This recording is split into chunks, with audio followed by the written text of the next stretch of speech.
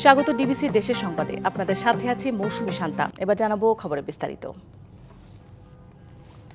জাগো বাহে তিস্তা বাঁচাই, এই ডাবে তিস্তার পানি ন্যায্য হিস্যা আদায় সহ তিস্তা মহাপরিকল্পনা বাস্তবায়নের দাবিতে 2 দিনের কর্মসূচি চলবে আজ থেকে।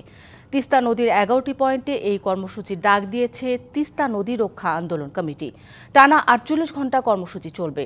এদিকে তিস্তা পানির হিস্যা এখন ন্যায্য দাবি বলে মন্তব্য এই আন্দোলনে যোগ দেওয়ার কথা জানিয়েছেন বিএনপির মহাসচিব মির্জা ফখরুল ইসলাম আলমগীর সহ দলটির নেতাকর্মীরা। রংপুর অঞ্চলের মানুষের জীবন জীবিকার মূল চালিকা শক্তি তিস্তা নদী। এরপরও উত্তরাঞ্চলের রংপুর, কুড়িগ্রাম, গাইবান্ধা, নীলফামারী ও লালমনিরহাট জেলার মানুষ পানি বৈষম্যের শিকার হয়েছে বলে অভিযোগ করা হয়।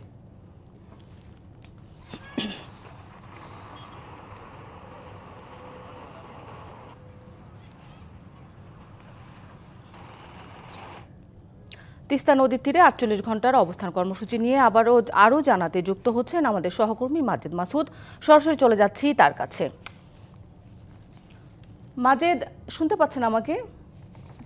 মাজেদ, কয়টা নাগাদ এই কর্মসূচি চালু হবে এবং আমরা যেটা জানতে পেরেছি যে 48 ঘণ্টা কর্মসূচি, বিস্তারিত জানাবেন আমাদের। শান্তা, আপনি ঠিকই বলেছেন যে আজকে আসলে দুপুর 2টার সময় এই কর্মসূচির উদ্বোধন করবেন বিএনপির মহাসচিব মির্জা ফখরুল ইসলাম আলমগীর। অর্থাৎ বেলা 2টো থেকেই কিন্তু এই কর্মসূচি আনুষ্ঠানিকভাবে শুরু হবে। তবে আমরা দেখেছি মরুর প্রান্তরে এই বিশাল যে কর্মযজ্ঞ, এই কর্মযজ্ঞকে ঘিরে কিন্তু গেল কয়েকদিন ধরেই আমরা দেখছি রংপুরের যে 5 জেলা রয়েছে এর 44টি ইউনিয়নে এই আন্দোলনের প্রধান সমন্বয়ক এবং বিএনপির কেন্দ্রীয় কমিটির সাংগঠনিক সম্পাদক অধ্যক্ষ আসাদুল হাবিব দুলু তিনি কিন্তু নানা ধরনের কর্মসূচি পালন করে আসছেন। বিশেষ করে পদযাত্রা কর্মসূচি, উঠান বৈঠক, পথসভা থেকে শুরু করে নানা কর্মসূচির মধ্য দিয়ে এই কর্মসূচিকে যেন বেগবান করা যায়, উজ্জীবিত করা যায়, সেই প্রচেষ্টা কিন্তু আমরা দেখেছি। এবং বিএনপির পক্ষ থেকে যে বিষয়টি বলা হয়েছে, তিস্তা নদী রক্ষার আন্দোলনে এই 5 জেলার 11টি স্থানে যে কর্মসূচির আজকে ডাক দেওয়া হয়েছে 48 ঘন্টার লাগাতার কর্মসূচি, সেই কর্মসূচিতে 2 থেকে 3 লক্ষ মানুষের তারা উপস্থিতি আশা করছেন। এটিকে ঘিরেই কিন্তু আমরা দেখছি গেল কয়েকদিন ধরে এই চরাঞ্চলে পানির লাইন, বিদ্যুতের লাইন এবং পাশাপাশি যেহেতু বিপুল সংখ্যক মানুষ সেখানে থাকবে, তাদের শৌচাগারের ব্যবস্থা, খাবারের ব্যবস্থা, রাত্রি যাপনের যে ব্যবস্থা, সব রকম আনুষ্ঠানিকতা এরই মধ্যে সম্পূর্ণ করা হয়েছে। এবং এই কর্মসূচিকে ঘিরে বিএনপির কেন্দ্রীয় কমিটির অন্ততপক্ষে 1 ডজন নেতা, বিশেষ করে গয়েশ্বরচন্দ্র, ইকবাল হোসেন মাহমুদ চৌধুরী টুকু, আমির খসরু মাহমুদ, শামসুজ্জামান দুদু, মোয়াজ্জেম হোসেন আলাল সহ গণসংহতি আন্দোলনের প্রধান সমন্বয়ক জুনায়েদ সাকি, বিপ্লবী সংহতি পার্টির যিনি সাধারণ সম্পাদক সাইফুল ইসলাম, তারা সবাই কিন্তু এই আন্দোলনে কিন্তু তারা এসে সামিল হবেন। এবং বিএনপি যে বিষয়টি এখানে বলবার চেষ্টা করছে যে 240 বছর বয়সী এই তিস্তা নদীর শাসন না হওয়ায় এবং 2004 সালের পর থেকে ভারত একতরফা পানি প্রত্যাহার করে নেয়, এই তিস্তার সাথে যে 22টি শাখা নদী রয়েছে এই শাখা নদীগুলোও কিন্তু মরে গেছে। ফলে প্রাণ, প্রকৃতি, জীববৈচিত্র্যের উপরে মারাত্মক হুমকির মুখে পড়েছে। তাদের দাবি দুটো, তিস্তার পানির ন্যায্য হিস্যা আদায় করতে চান এবং একই সাথে তিস্তা মহাপরিকল্পনার কথা বিগত সরকার বলে যে মূলা ঝুলিয়ে দিয়েছেন, সেই মূলা ঝুলানোর জায়গা থেকে তারা অবসর চান। অন্তর্বর্তী সরকার যেন এই তিস্তা মহাপরিকল্পনা যেটি সেটি বাস্তবায়নের কাজ শুভ উদ্বোধন করে, এই দুটো দাবি তাদের, এবং একই সাথে ভারতের উপর চাপ বৃদ্ধি করতে চান। শান্তা। মাজেদ, আপনাকে ধন্যবাদ। বৈষম্য বিরোধী ছাত্র আন্দোলনে হতাহতের ঘটনায় রংপুরে 23টি মামলা হয়েছে। তবে এসব মামলায় এখন দেখা যাচ্ছে নানা অসঙ্গতি। ঢালাও আসামি, এক ঘটনায় একাধিক মামলা হয়েছে। অনেক মামলার বাদী চেনেন না আসামিদেরও। ভিন্ন উদ্দেশ্যে করা এসব মামলা বিচার কাজ বাধাগ্রস্ত করছে বলছেন আইনজীবী ও বিশ্লেষকরা। পুলিশের আশ্বাস নিরপরাধ কাউকে হয়রানি না করার।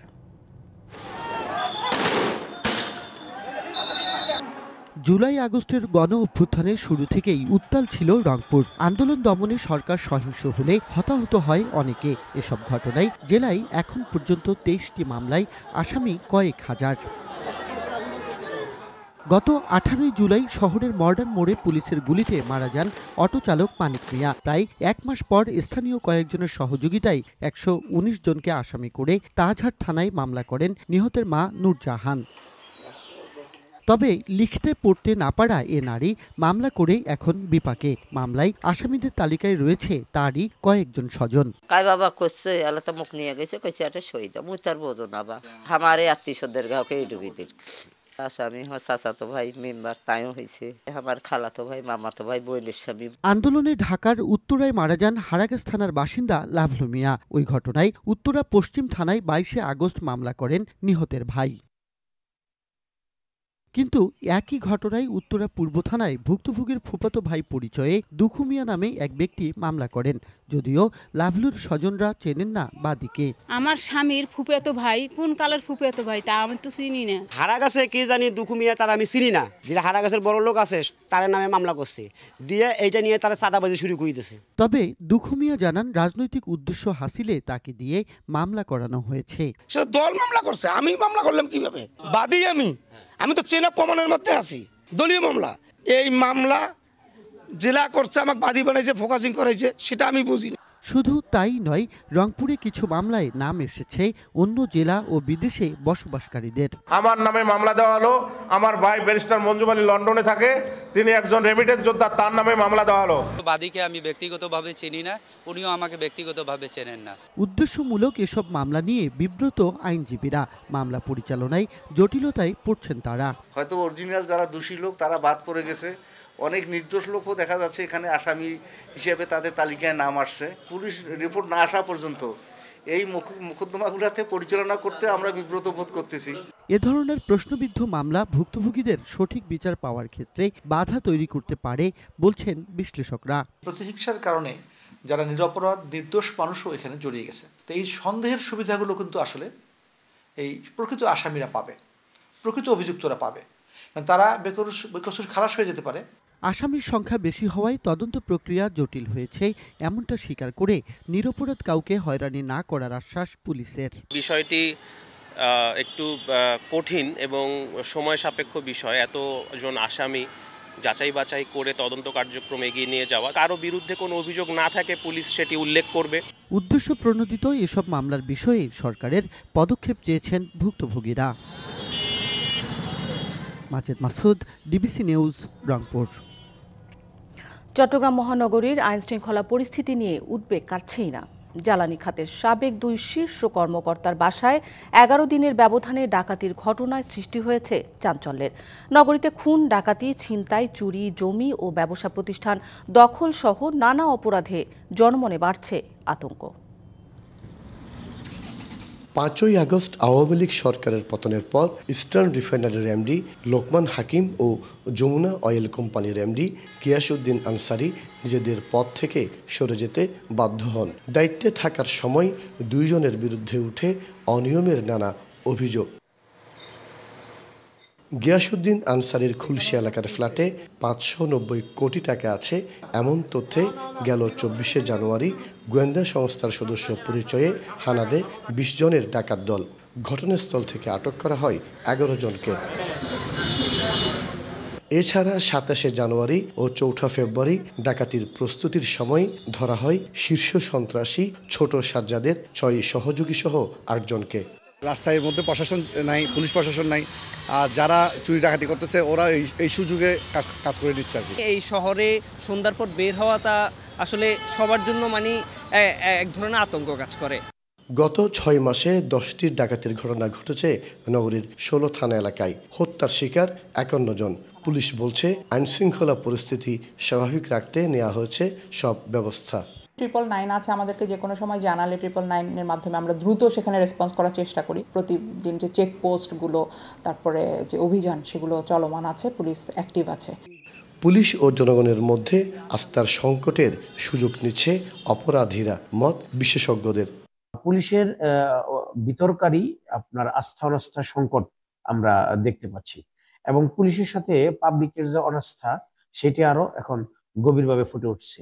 সেই জায়গা থেকে পুলিশের যে মনোবল সেটাকে ফিরিয়ে আনার লক্ষ্যে সরকারের পাশাপাশি আমরা সাধারণ জনতা যারা রয়েছি পুলিশকে আশ্বস্ত করা উচিত। 5ই আগস্টের পর নগরীর বিভিন্ন থানায় আক্রমণ চালিয়ে লুট করা 950 অস্ত্রের মধ্যে এখনও হদিশ মেলেনি 166টির। অস্ত্র উদ্ধার অভিযানের পাশাপাশি হত্যা, ডাকাতি ও ছিনতাই ঘটনায় জড়িতদের গ্রেপ্তার করা হচ্ছে জানিয়েছে পুলিশ। মাসুদুল হক, ডিবিসি নিউজ, চট্টগ্রাম।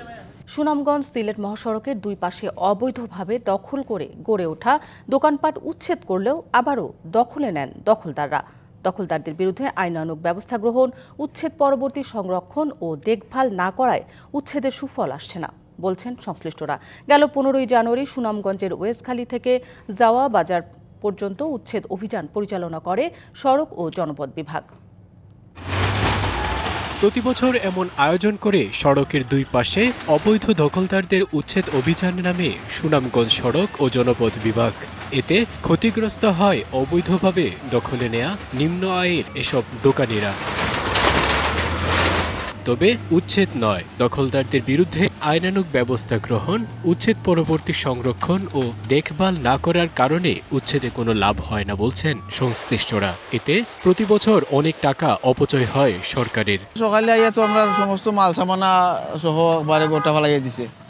5 মিনিটের সময় চাইছে কিন্তু কোনো সময় দেয় নাই। আমাদেরকে বেশি একটু সময় দেওয়া হয় নাই, আমরা মালামাল কিছু বার করতে পারি নাই। যে সময় ভাঙাচোরা হয়, সরকারের টাকা আর্থিক নষ্ট হয়, পরবর্তীতে কোনো পদক্ষেপ নেয় না, আবার যেই স্থানে সেই স্থানে আবার দখল হয়ে যায়। এদিকে শ্রমিক সংকটের কথা জানিয়ে দায়িত্বশীলরা জানায় উচ্ছেদ পরবর্তী রাতের আধারে আবারও দোকানপাট নির্মাণ করার কথা। আমাদের শ্রমিকের পরিমাণ কম, আমরা যতটুকু চেষ্টা করি বাধা সৃষ্টি করি, তারপরেও রাতের আধারে অবৈধভাবে করে, আর এরকম অবৈধ করার পরে আমরা উচ্ছেদ কার্যক্রমগুলো হাতে নিই। উচ্ছেদ পরবর্তী সড়কের জায়গা সংরক্ষণ ও দেখভাল করলে দখল হবে না সড়কের জায়গা। এতে প্রতি বছর অবৈধ দখলদারদের উচ্ছেদে সরকারের অতিরিক্ত টাকাও ব্যয় করতে হবে না বলছেন সংশ্লিষ্টরা। DBC news desk. টেকনাফের উপকূলীয় জেলেদের ঐতিহ্য টানা জাল দিয়ে মাছ ধরা। সাগর যখন শান্ত থাকে তখনই এই টানা জালের ব্যবহার হয়ে থাকে। টানা জালে ধরা পড়ে চিংড়ি, রূপচাঁদা, কালো পোয়া, সাদা পোয়া সহ বাহারি মাছ। এই মৌসুমে টানা জালে মাছ শিকারের উপর নির্ভর কয়েকশো জেলে পরিবার।